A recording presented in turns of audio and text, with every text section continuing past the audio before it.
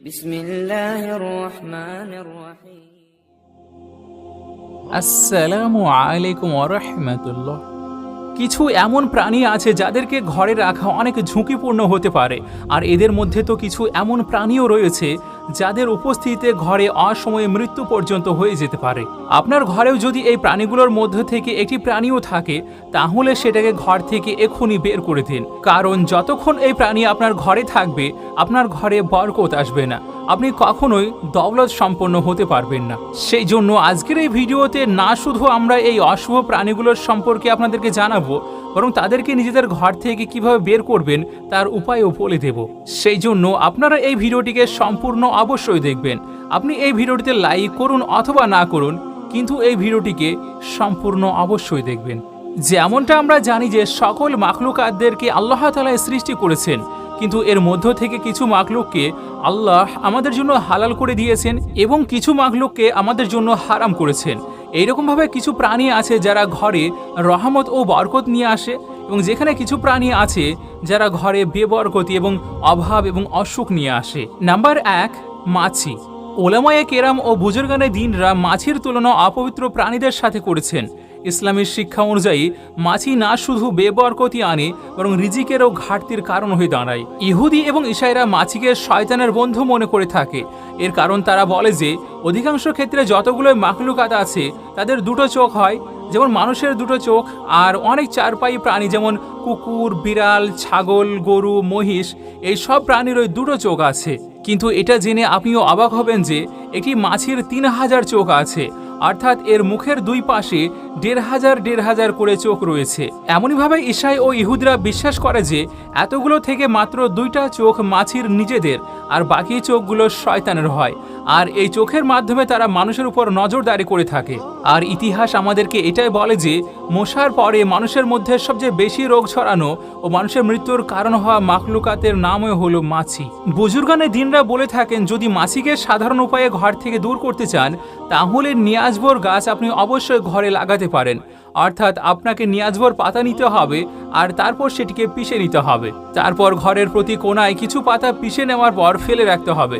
তো কিছুক্ষণ পরে আপনি দেখতে পাবেন আপনার ঘরে থাকা সমস্ত মাছিরা ঘর থেকে বাইরে বেরিয়ে যাওয়া শুরু করবে। তো আপনার মনে যদি এই প্রশ্ন আসে যে এই নিয়াজবর পাতা আবার কি জিনিস, সাধারণত এটাকে তুলসী পাতা বলা হয়, যেটা সাধারণভাবে আমাদের দেশে ব্যবহৃত হয়ে থাকে। হিন্দুদের একটি রেওয়াজ আছে যে ঘরের সামনে এই তুলসী গাছকে লাগানোর। তো এই তুলসীকে হলি বাসিলও বলা হয়, আবার এটিকে মিষ্টি তুলসী নামেও পরিচিত আছে। তো আপনি সেই তুলসীর পাতাকে পিষে আপনার ঘরের 4 কোণায় ফেলে দিন, দেখবেন আপনার ঘর থেকে সমস্ত মাছিরা গায়েব হয়ে গিয়েছে। আর আপনি নিশ্চয়ই জানেন যে মাছিরা কতটা অপরিষ্কার জায়গায় বসে। যেখানে আপনার ঘা হবে তারা সেই ঘায়ের উপর বসবে। এছাড়াও অনেক ময়লার মধ্যেও তারা থাকে। তো যদি তারা ঘরে আসে তখন আপনার খাবারে, ফল বা ফ্রুটে, সমস্ত খাবার জিনিসে মাছি বসে থাকে। আর যখন নোংরা অপবিত্র তাদের পায়ে লেগে থাকে, আর যখন তারা সেই পাকে নিয়ে এসে ফল বা ফ্রুটে বসে, তখন সেই প্রভাব অবশ্যই ছেড়ে যায়, আর এটা থেকে আপনার অসুখ হওয়ার সম্ভাবনা অনেক বেশি বেড়ে যায়। নাম্বার 2, টিকটিকি। টিকটিকি ঘরে বিপদ আপদ নিয়ে আসা প্রাণী। ওলামায়ে কেরাম ও বুজুর্গানে দিনরা এটা বিশ্বাস করেন যে যে ঘরে টিকটিকি পাওয়া যায় ওই ঘরে আচমকা হুট করে বিপদ আপদ আসতেই থাকে। নবী পাক সাল্লাল্লাহু আলাইহি ওয়াসাল্লাম টিকটিকিকে মেরে ফেলার হুকুম দিয়েছেন, কারণ টিকটিকি একটি অবাধ্য প্রাণী।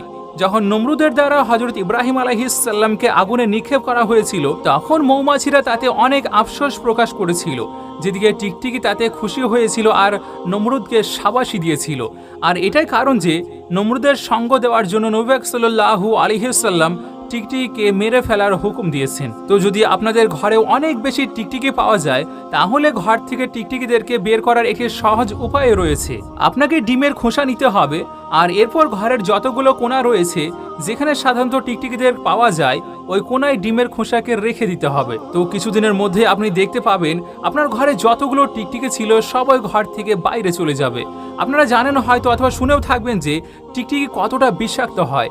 সাধারণভাবে সাপের কামড়ে আপনি 2 কিংবা 1 ঘন্টা জীবিত থাকতে পারবেন এবং আপনার চিকিৎসাও হতে পারে, কিন্তু টিকটিকি যদি আপনার চা কিংবা পানিতে পড়ে যায় আর আপনি যদি কোনো রকম সেটাকে খেয়ে ফেলেন, তাহলে আপনি সর্বোচ্চ 30 থেকে 60 সেকেন্ড সময় পাবেন, আর এতে খুব বেশি সম্ভাবনা থাকে মানুষের মৃত্যু হওয়ার। তো সেই জন্য আপনি নিজের খেয়াল রেখে আপনার ঘর থেকে টিকটিকিদেরকে অবশ্যই বের করে দিন।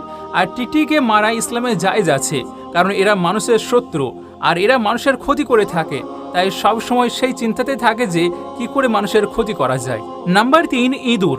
আপনাদেরকে জানিয়ে রাখি যে সেই শুরু থেকে মানুষের সাথে ইঁদুরের শত্রুতা রয়েছে। এরা সব সময় ধরে মানুষের জান এবং মালের ক্ষতি করে আসছে।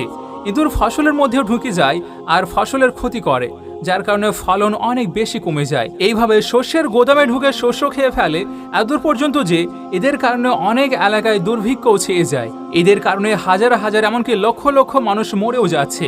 বুজুর্গানে দিনরা বলে থাকেন, যদি ঘরে একটি ইঁদুর থাকে তাহলে কোনো সমস্যা নেই, কিন্তু যদি 2 কিংবা তার অধিক ইঁদুর হয় তো তাদের ঘরে থাকা রিজিকের ঘাটতি ঘটায়। ঘরে থাকা ইঁদুর থেকে কিভাবে মুক্তি পাবেন এটারও সমাধান আমি আপনাদেরকে জানিয়ে দিচ্ছি। ইসলামী তারিখ থেকে পাওয়া যায় হযরত নূহ আলাইহিস সালামের ঘটনা। আপনারা অবশ্যই শুনে থাকবেন যে যখন হযরত নূহ আলাইহিস সালামের অনুসারীরা সবচেয়ে বেশি অবাধ্য হয়ে গেল, তখন নূহ আলাইহিস সালাম আল্লাহর নির্দেশে একটা বড় নৌকা বানালেন, আর তাতে আপনি সমস্ত মাখলুকাতদেরকে এক এক জোড়া নিয়ে সেখানে উঠে পড়লেন। এরপর আল্লাহ তাআলা হযরত নূহ আলাইহিস সালামের অবাধ্য অনুসারীদেরকে পানিতে ডুবিয়ে দিয়েছিলেন। তখন হযরত নূহ আলাইহিস সালামের নৌকায় এক জোড়া ইঁদুরও ছিল। তো তখন তারা দ্রুত তাদের সংখ্যা বাড়াতে শুরু করলো, আর দেখতে দেখতে নৌকায় ইঁদুরের সংখ্যা অনেক বেশি হয়ে গেল। যারা শুধু শস্য খাওয়া শুরু করেননি, বরং নৌকার অনেক জায়গায় সুড়ঙ্গ করাও শুরু করলো। এরপর হযরত নূহ আলাইহিস সালাম আল্লাহর কাছে দোয়া করলেন, আর যে কারণে আল্লাহ তাআলা হযরত জিবরাইল আলাইহিস সালামকে বার্তা নিয়ে হযরত নূহ আলাইহিস সালামের কাছে পাঠালেন যে ওই নৌকাতে উপস্থিত থাকা বাঘের পিঠে হাত বুলিয়ে দাও। যার পরে হযরত নূহ আলাইহিস সালাম বাঘের পিঠে হাত রাখলেন। তো তখন বাঘ অনেক জোরে হাঁচি দিল, যার পর এক জোড়া বিড়াল 2 নাক থেকে বাইরে আসলো, আর এরপর বিড়ালের এই জোড়া নৌকায় থাকা সমস্ত ইঁদুরকে শেষ করে ফেললো। এই জন্য আপনার ঘরেও যদি খুব বেশি ইঁদুর পাওয়া যায় তো চেষ্টা করবেন ঘরে অন্তত একটি হলেও বিড়াল পোষার। বিড়াল না শুধুমাত্র ঘরে ইঁদুরকে শেষ করবে, বরং ঘরে বিড়াল রাখলে রহমত ও বরকত নাজিল হবে। আর বিড়ালকে ঘরে রাখা অনেক শুভ মনে করা হয়। তো সেই জন্য আপনারা যদি আপনাদের ঘরে ইঁদুর দেখেন তাহলে একটি বিড়াল অবশ্যই পালুন। নাম্বার 4, বাদুর। আপনাদেরকে জানিয়ে রাখি যে 90% থেকেও অধিক ব্যক্তি যাদের ঘরে বাদুর থাকে তারা জানেই না যে তাদের ঘরে এই মাখলুকাত এসে বসবাস করছে। আপনি নিশ্চয়ই এই মাখলুকাতকে রাতের সময়ে উঠতে দেখেছেন। প্রায় মানুষেরা বাদুর ও চামচিকিকে একই প্রাণী মনে করে থাকেন, কিন্তু আসলে এরা দুটো আলাদা ধরনের প্রাণী। বাদুর আকারে অনেক বড়, এমনকি একটি কাকের চেয়েও আকারে দ্বিগুণ হতে পারে। বাদুরেরা দল বেঁধে থাকে আর সাধারণভাবে দিনের বেলায় উল্টো ঝুলে থাকা অবস্থায় দেখা যায়। কিন্তু যে চামচিকে হয় এগুলো আকারে অনেক ছোট হয়, আর এদের আকার সাধারণত পাখি এবং এর চাইতে একটু বড় হয়। কিন্তু আল্লাহ তাআলা চামচিকার শরীরে অনেক নরম হাড় রেখেছেন, এই জন্য এরা খুব সহজে ঘরের যে কোনো কোণাতে ঢুকে পড়তে পারে। সাধারণত যে ঘরে পাইপ কিংবা পর্দা লাগানো থাকে সেখানে চামচিকেরা সহজে ঢুকে যায় আর সেখানে নিজেদের জীবনকে কাটাতে থাকে, আর ঘরের লোকরাই জানেই না যে এদের ঘরে চামচিকা রয়েছে। বৈজ্ঞানিকেরা চামচিকা সম্পর্কে বলেছেন যে ঘরে চামচিকা রয়েছে সেই ঘরের লোকেদের সাধারণত রক্তের অসুখ, শ্বাসকষ্ট ও পাইলসের রোগ দেখা যায়। যেখানে বুজুর্গানে দিন এবং ওলামায়ে কেরামদের মন্তব্য হলো যে ঘরে চামচিকা এসে বসবাস করতে শুরু করে ওই ঘরের দারিদ্রতা এবং ধ্বংস নেমে আসে। তো সেই জন্য নিজেদের ঘরের পুরোপুরি তল্লাশি করুন, বিশেষ করে পাইপের মধ্যে বা পর্দার পিছনে অথবা এমন জায়গায় যেখানে অনেক জিনিসপত্র পড়ে রয়েছে সেখানে সকালবেলায় ভালো করে দেখুন। যদি সেখানে আপনার গোল গোল দানার মতো বিট চোখে পড়ে তো বুঝে নেবেন আপনার ঘরেও চামচিকা থাকে। নাম্বার 5, লাল কেঁচো। বুজুর্গ ব্যক্তি এবং ওলামায়ে কেরামদের মতে লাল কেঁচো অপবিত্র প্রাণী। যেই ঘরে খুব বেশি সংখ্যক লাল কেঁচো পাওয়া যায় ওই ঘরে রহমত আসে না, অর্থাৎ সেটা বেবরকতি এবং সেই ঘরের দুর্ভাগ্য হয়ে যায়। বৈজ্ঞানিকেরা প্রথমে লাল কেঁচোকে বেপরোয়া কীট মনে করতেন, কিন্তু বহু সংখ্যক গবেষণায় এটা সামনে এসেছে যে লাল কেঁচো অনেক ভয়ঙ্কর একটি কীট। লাল কেঁচো এমন কেমিক্যাল ত্যাগ করে যা কিনা হৃদয়ের অসুখ সৃষ্টি করে। যেদিকে সত্যতা এটি যে ঘরে বহু সংখ্যক লাল কেঁচো রয়েছে ওই ঘরের বসবাস করা লোকেদের পেটে কীটের জন্ম হয়। আর এই জন্য আপনার ঘরে যদি কখনো লাল কেঁচো পাওয়া যায় তো এদের থেকে মুক্তি পাওয়ার জন্য খুবই সহজ একটি পদ্ধতি বের করতে পারেন। আর সেই পদ্ধতি হলো রাতে শোয়ার সময় যতগুলো ব্যবহৃত ময়লা বাসনপত্র রয়েছে ওইগুলোকে আপনাকে ধুয়ে শুতে হবে। আর আপনার যতগুলো খাবার দাবারের জিনিস রয়েছে ওগুলোকে আপনাকে ভালো মতো ঢেকে রাখতে হবে। আর শোয়ার পূর্বে ঘরের যতগুলো ময়লা আবর্জনা রয়েছে সেটার মুখ ভালো মতো বন্ধ করে ঘরের দরজার বাইরে রেখে দিন। কিছুদিন পর্যন্ত এভাবেই চললে আপনি দেখতে পাবেন যে আপনার ঘর থেকে লাল কেঁচো খতম হয়ে গিয়েছে। কবুতর একটি এমন সুন্দর এবং কমনীয় পাখি যেটা সবারই ভালো লাগে, আর এই কারণে এই পাখি প্রায় সব ঘরেই পোষা হয়।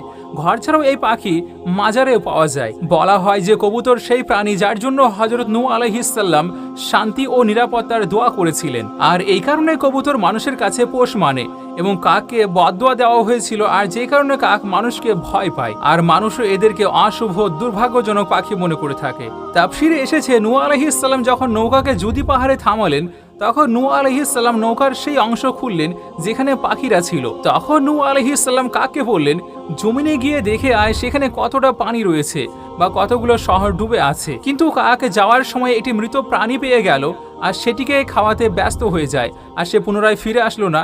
এই জন্য আরবের একটি বিখ্যাত গল্প রয়েছে যে অমুক জন্তু কাকের চেয়েও বেশি সময় নেয়। যেহেতু হযরত নূহ আলাইহিস সালামের শুষ্ক এবং শক্ত জায়গার প্রয়োজন ছিল, এই জন্য তার দেরি করায় কবুতরকে পাঠিয়ে দেওয়া হলো। জমিনের কোনো অংশই নজরে পড়লো না, আর এই জন্য শুকনো জায়তুনের পাতা নিয়ে হাজির হলো। তখন নূহ আলাইহিস সালাম আন্দাজ করতে পারলেন যে পানি কম আছে, যেটা স্পষ্ট হয়ে উঠেছিল। নূহ আলাইহিস সালাম কিছুদিন পর ওই কবুতরকে আবার পাঠালেন। তখন জমিনের কাদায় ওই কবুতর যখন নামলো তখন তার পা আবারও কাদায় ভরে গেল। তো সেই কবুতর যখন ফিরে আসলো তখন হযরত নূহ আলাইহিস সালাম দেখেই অনুমান করতে পারলেন যে পানি মাটির নিচে চলে গিয়েছে, কিন্তু মাটি শুকনো নয়।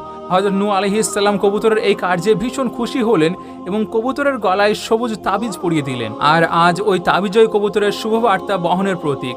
এর সাথে সাথে হযরত নূহ আলাইহিস সালাম কবুতরের জন্য শান্তি ও সুরক্ষার দোয়া করলেন। আর এই কারণে কবুতর মানুষের কাছে পোষ মানে। আর কাককে ভয়ের বদদোয়া করা হয়েছিল, কারণ কাক অবাধ্য হয়েছিল। কাক এই জন্য মানুষের কাছে পোষ মানা থেকে ভয় পায় এবং দূরে দূরে থাকে, যে কারণে মানুষ আজ পর্যন্ত এটাকে অশুভ মনে করে থাকে। এটা তো কবুতরের গল্প যে কিভাবে কবুতর হযরত নূহ আলাইহিস সালামের কথা শুনেছিল আর ওনার বার্তা আনার কাজ করেছিল। ফুকাহে কেরামদের মতে শৌখিন পাখি রাখা এবং পালন করা জায়েজ আছে, এবং বলা হয় যে তাদেরকে যেন শীত, গ্রীষ্ম এবং বর্ষা থেকে হেফাজত করার ব্যবস্থা করা হয়, এবং যদি ঘরের সবাই কোথাও বাইরে যায় তো তাদের খাবার দাবারের ব্যবস্থা এবং দেখাশোনার বন্দোবস্ত করে যাওয়ার দরকার। তা না হলে কোনো রকম সমস্যাতে পড়ে হয়তো তারা বদদোয়া দিতে পারে। আর কবুতর সেই সমস্ত পাখিদের মধ্য থেকে একটি পাখি যাদেরকে আম্বিয়া আলাইহিস সালামরা অনেক পছন্দ করত।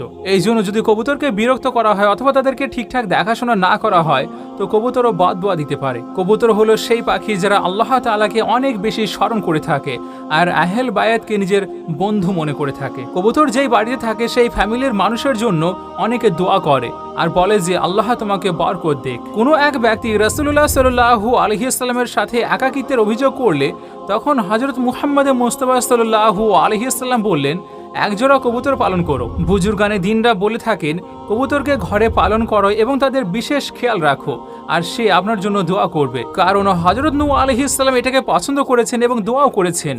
আর অন্য পাখির উপর এত ভালোবাসা আসে না যতটা আসে কবুতরের উপরে। রাসূল সাল্লাল্লাহু আলাইহি ওয়াসাল্লাম বলেছেন, যে ঘরে কবুতর থাকবে ওই ঘরের মানুষ জিনের বিপদ থেকে সুরক্ষিত থাকবে, কারণ জিনের বাচ্চারা সেই ঘরে খেলা করে যেখানে কবুতর রয়েছে, আর তারা সেটাতে মশগুল থাকে এবং মানুষের দিকে নজর দিতে পারে না। আর এক জায়গায় বলা হয়েছে কবুতরের যে পশম ঝরে পড়ে এটা শয়তানের চলে যাওয়া এবং ঘৃণার প্রতীক হয়। তো কবুতর হলো একটি বরকতময় প্রাণী যেটাকে আপনি ঘরে অবশ্যই পালন করতে পারেন। কিন্তু হ্যাঁ, এই পোষা যেন কবুতরবাজি, লটারি কিংবা জুয়ার জন্য না হয়। সেই সঙ্গে এদিকেও খেয়াল রাখবেন যে এটিকে পালন করতে গিয়ে আপনি যেন দিনের প্রতি গাফেল না হয়ে পড়েন, তখন এটি শুভর পরিবর্তে অশুভ হয়ে যাবে আপনার জন্য।